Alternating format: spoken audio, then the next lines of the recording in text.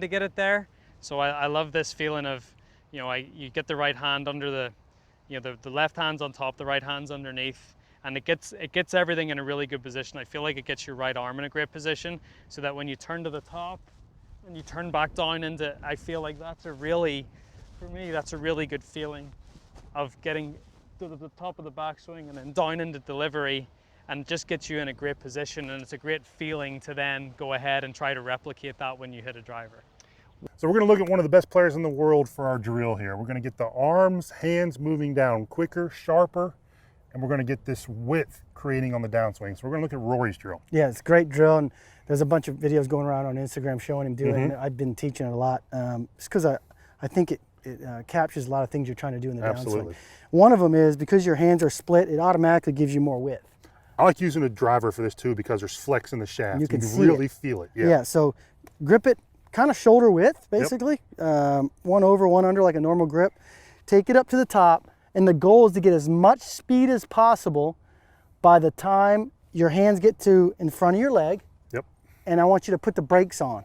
Yes, accelerate and stop. So you learn how to accelerate and decelerate very rapidly, right? Now watch what this does to the shaft. Your goal is to almost try to break the shaft. You can see that thing, what I'm doing to it.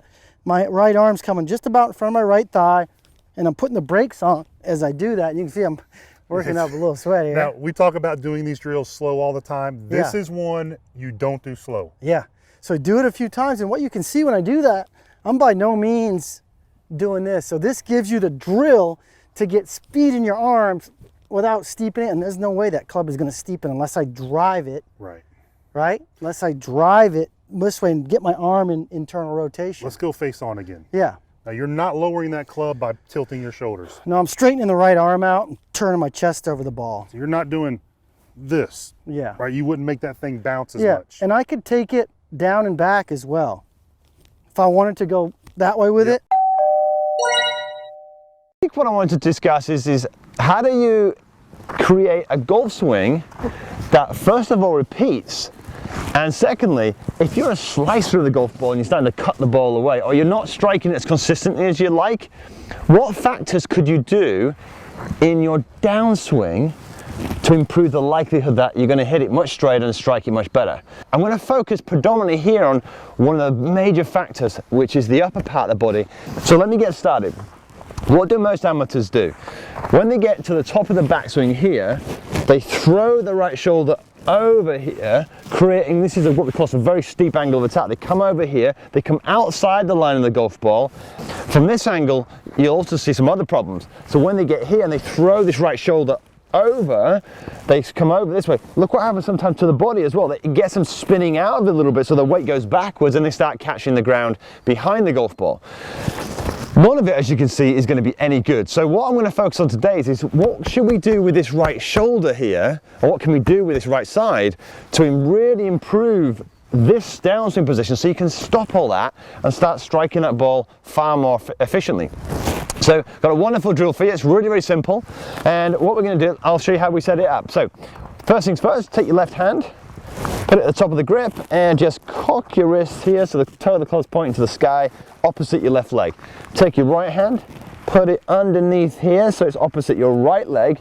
Now from this position here, just make sure that you've got a nice good posture there, so you kind of feel like your feet are almost balanced, gripping the ground a little bit here, and you're really, really balanced. Now from this position, we're only going to do like a half swing. We're going to swing just to about this position here, so no further than that, just this position here. Let me show you from this place here. So at this stage, you can see I'm nice and balanced. My right shoulder at this stage is not forward, it's back here. And what we're going to do is we're going to start to move now into the backswing. As we do, I can really feel the pressure starting to build into my right side. My right elbow starting to fold, and I'm really starting to kind of push up into here. Now at this stage, my right shoulder is nice and stable and it's back. And what I really want to do when I transition now, I want to bring it back and I want to maintain that right shoulder here is back in position. I don't want it to be from here throwing over, okay? So what I'm doing from this position, keeping the right shoulder back, and I want you to swing down to the position. So let's just go through that again. So setting position, holding it here, swing it back, and then what we're going to do as we transition into the downswing here, we're going to keep the right shoulder back. I'm going to bring this shaft down so it's level or parallel with the toes. Back here, drive into the downswing here, keeping the right shoulder back. Back up, back down, keeping the right shoulder back. And it gives you a wonderful feeling as to what should be happening right here.